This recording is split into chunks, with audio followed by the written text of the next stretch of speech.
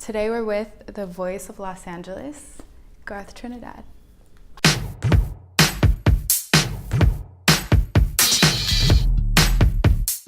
What do you think is the future of how we talk about and document and approach music for you?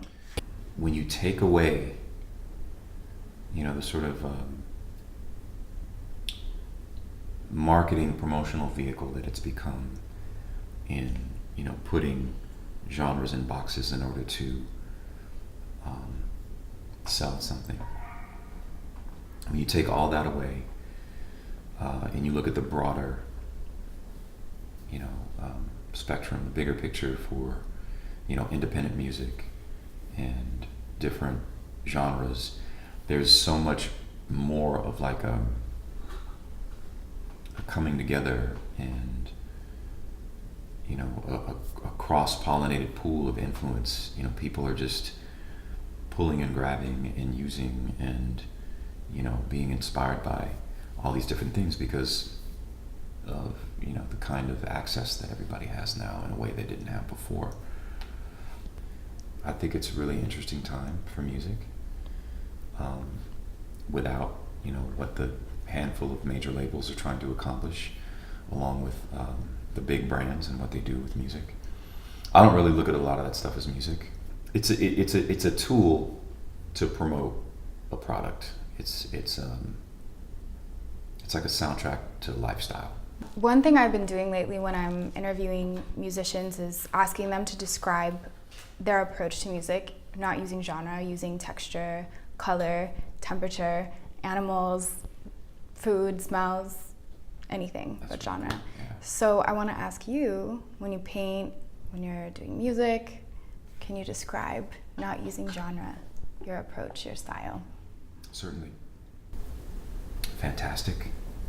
Like the idea of fantasy, creating an alternate space or reality or picture with, whatever the platform is, warmth,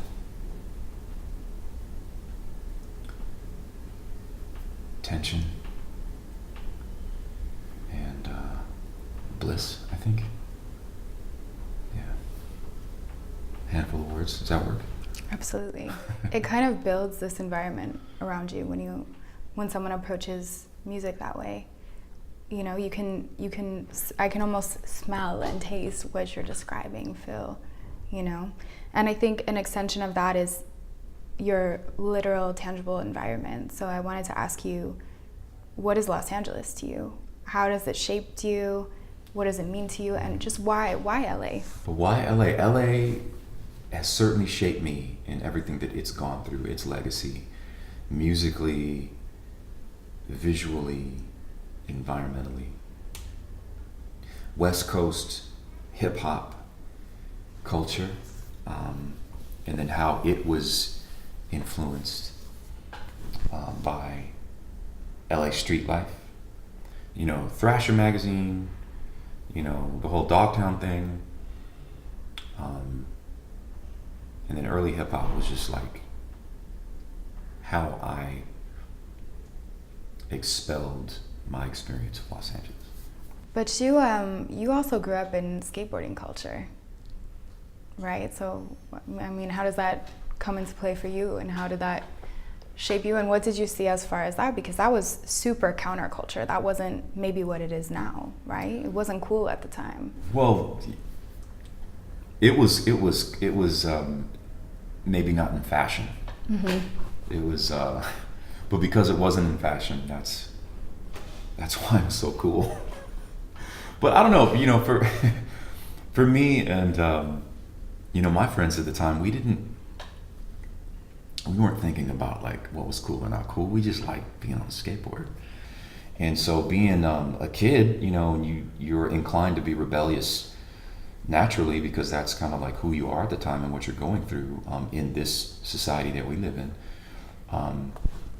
It helped me express myself a lot without being an asshole as a kid.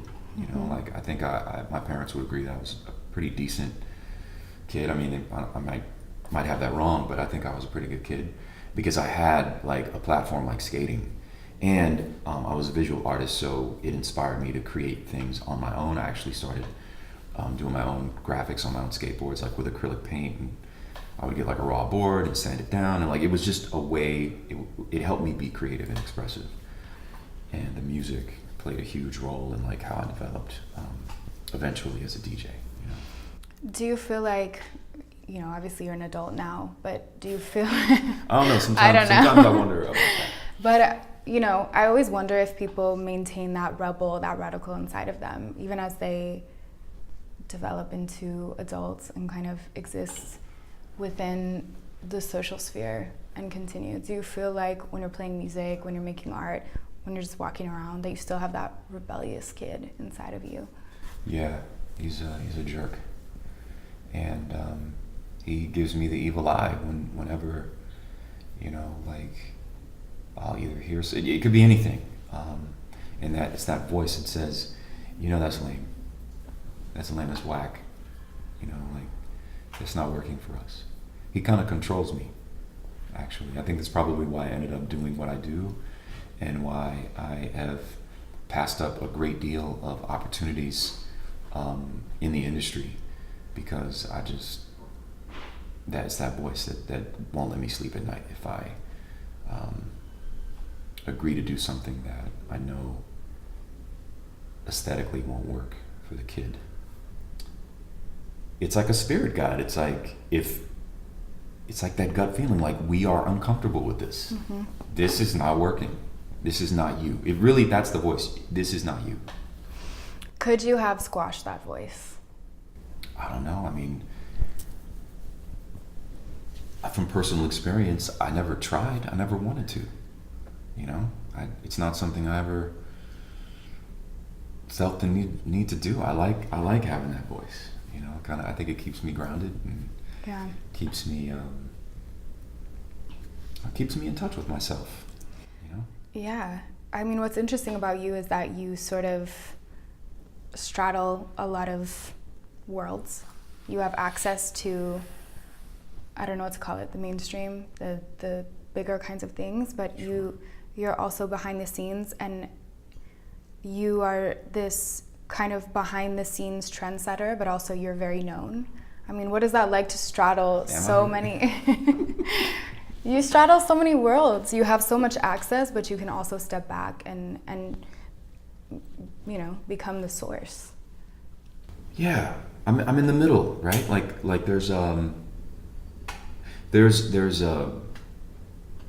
and that's where that voice comes in. It's like there's a voice there that will say, okay, here's a potential mainstream project. Mm-hmm. So let's lay it all out. Okay?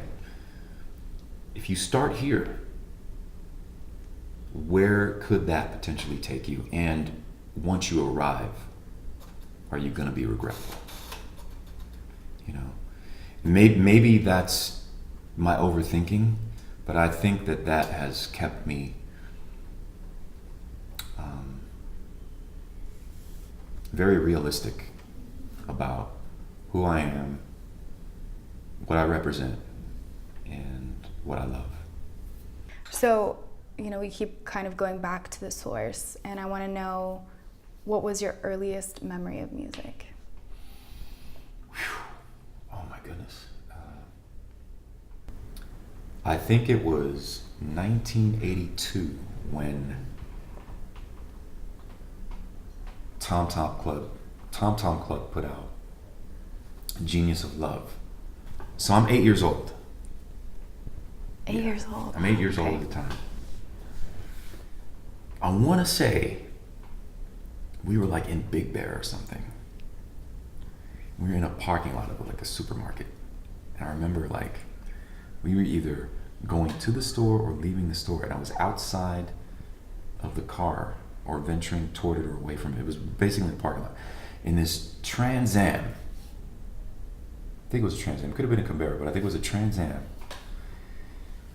It came in the parking lot, the windows are down, and the music is blasting, and it's that song. Never heard no shit like that in my life.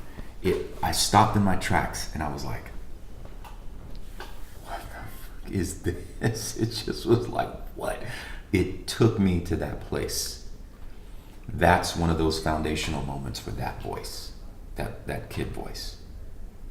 That basically that song became one of those measures, one of those things that things get measured against. You know, one of those songs that includes those descriptives that I gave you. Mm-hmm. You know, it's one of those. That's a critical musical moment in my life. Definitely one of my earliest, you know, most clear music memories is that song. When I first heard that song coming out that Trans Am, I was like, my jaw dropped to the ground. I was like, never heard anything like that before. It was amazing. She was like a witch singing on the song. It's a bewitching song, and it bewitched me. It took me away. It was almost like haunting, but it was really good. It was so groovy. I was like, damn, that's incredible.